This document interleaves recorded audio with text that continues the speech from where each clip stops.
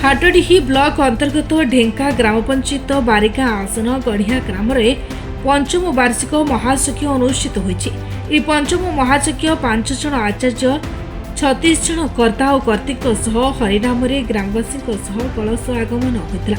बाबा चंपेकेश्वर पोखरी पवित्र जल भरी शुभ कलश चंपेकेश्वरी मंदिर सम्मुखें यज्ञ मंडप रखा जाए।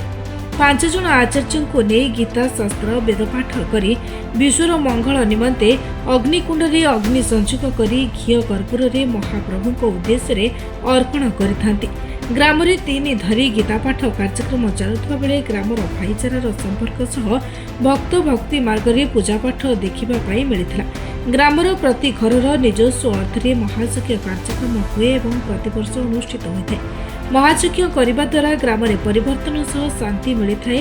पंचवार्षिक यज्ञ को नहीं सांस्कृतिक कार्यक्रम सह पार्वती छत्रपाटी सह मीना बजार देखा मिलता है।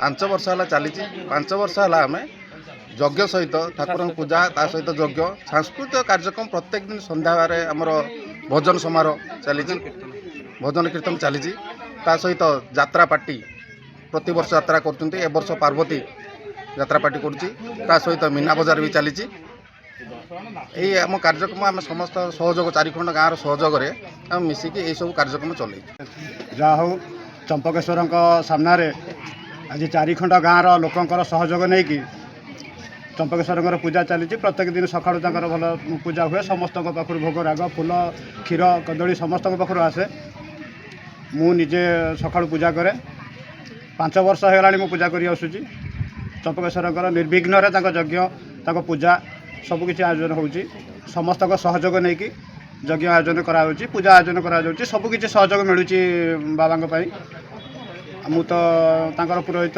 सेवकारी रही डेली पूजा करुँच।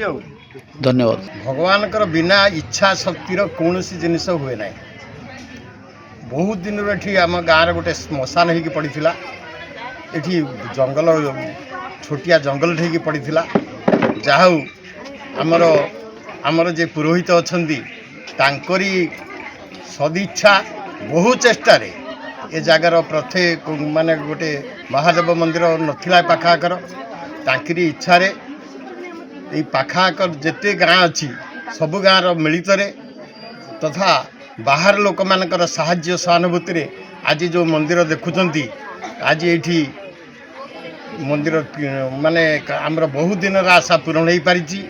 प्रथमे चाल घर खंडेकर आरंभ करूँ यापर मंदिर ये 5 वर्ष है ये जहा प्रतिष्ठा होगी वर्ष को वर्ष यज्ञ पालन कर आज तांकरी इच्छा दिनक दिन बढ़ी बढ़ी चली।